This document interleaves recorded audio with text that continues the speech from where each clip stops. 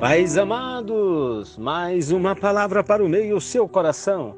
Abra sua Bíblia na Epístola de Paulo a Tito, essa carta que ele escreve. Capítulo 1, versículo 5.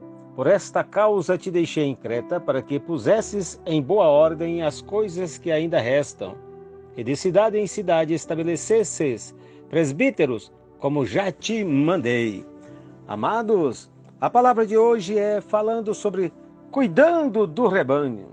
Cuidando do rebanho. Amado, quero chamar a atenção para algo muito interessante. Havendo-lhes mostrado o que é olhar por nós, agora nós vamos falar sobre olhar pelo rebanho. É necessário, pois, considerar o que devemos ser e o que devemos fazer por nossas almas antes de considerar o que devemos fazer pelos outros. Muitas vezes nós cuidamos dos outros enquanto nós estamos cuidando das almas alheias, nós estamos negligenciando a nossa própria alma. Muitas vezes nós somos apanhados pela mesma doença que estamos tentando cuidar. Então, é o momento de nós cuidarmos da nossa própria segurança psicológica, emocional e espiritual. Ou seja, enquanto muitas vezes auxiliamos os nossos vizinhos, nós estamos negligenciando a nós mesmos. Ou ainda, nós caímos por tentar levantar outros. Então nós precisamos entender a natureza deste cuidado. É um momento em que precisamos caminhar com os olhos fitos. Olha, a natureza deste cuidado é algo fantástico. Está implícito, antes de tudo, que todo rebanho deve ter o seu pastor, um ou mais, e que todo pastor deve ter o seu rebanho. A vontade de Deus é que cada igreja tenha os seus próprios pastores, que todos os discípulos de Cristo reconheçam os que trabalham entre eles e que presidem sobre eles no Senhor e os admoestam. Eu estou lembrando de uma coisa interessante. A Igreja Universal de Cristo consiste necessariamente de igrejas particulares, guiadas por seus próprios supervisores ou bispos. Todo cristão deve ser membro de uma das igrejas, exceto aqueles que por razões especiais não podem unir-se a um corpo de crentes.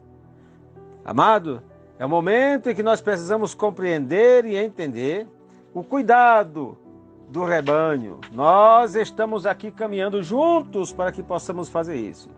Ora, o tamanho do rebanho deve ser determinado pelo número de pastores. Não poderão ser pastores todos, ou pastoreados por todos.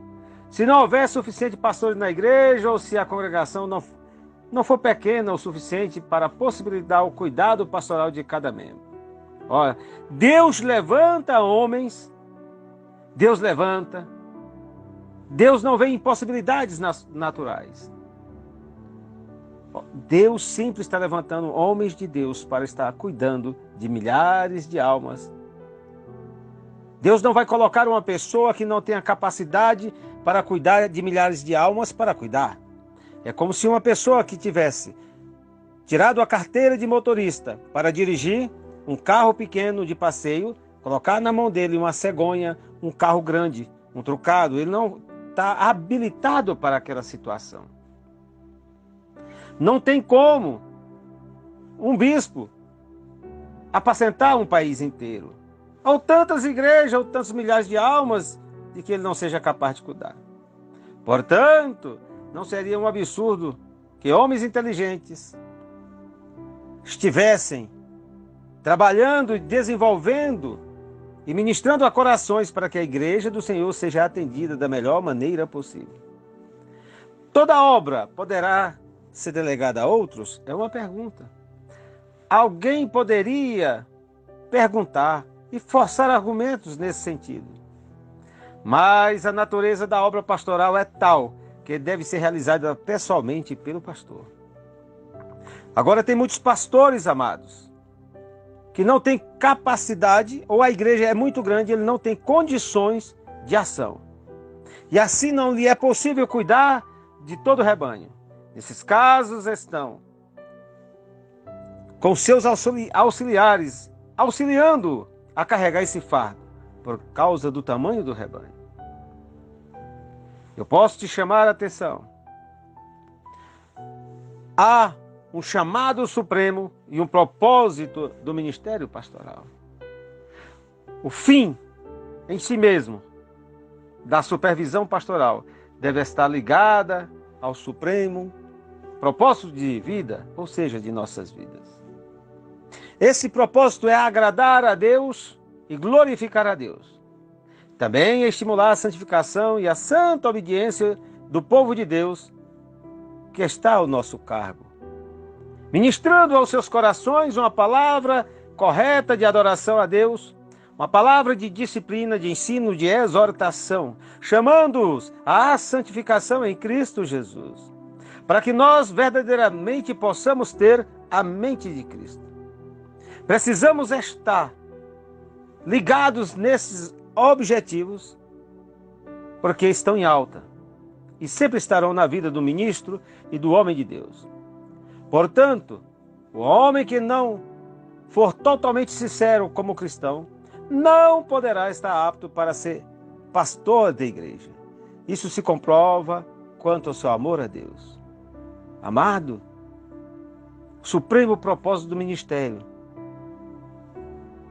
para ser pastor e cuidar de um rebanho, o homem também deve fixar seu coração na vida por vir e considerar as questões da vida eterna superiores aos interesses dessa existência. Acima de todas as coisas, é preciso que ele avalie a proporção das riquezas da glória eterna. Sim, pois ele jamais porá o seu coração na obra da salvação dos homens, enquanto não crê e avaliar de coração essa salvação. Nós poderíamos falar também sobre o caráter espiritual do ministério pastoral. Desde que a obra do ministério compreende a agradar o Deus que nos chamou para esta grande obra, precisamos entender e compreender que somos chamados a desenvolver o melhor, ou seja, a ter o caráter de Deus, o caráter espiritual. Não se trata de coisas temporais e transitórias. É uma forma que nós precisamos entender que nossa verdadeira ocupação consiste em seguir duas coisas. Primeira, nossa ocupação é revelar aos homens a felicidade ou bem principal que só pode ser o bem supremo, vindo do próprio Deus. Segundo, nossa ocupação é levar o homem a ter uma vida familiar com os meios certos pelos quais alcançar esse fim, em relação íntima com Deus, e ajudá-los a usar esses meios na busca desse fim. E é necessário que não os impeçamos, mas que nós possamos encorajar cada um a desenvolver o melhor na casa do Senhor. A primeira e suprema obra de qualquer ministro de Cristo é tornar os homens cientes de que Deus os fez. Ele é a fonte da sua bem-aventurança. Devemos abrir-lhes os tesouros da sua boa vontade e falar-lhes da glória que há em sua presença. Glória que todo o povo escolhido de Deus desfrutará.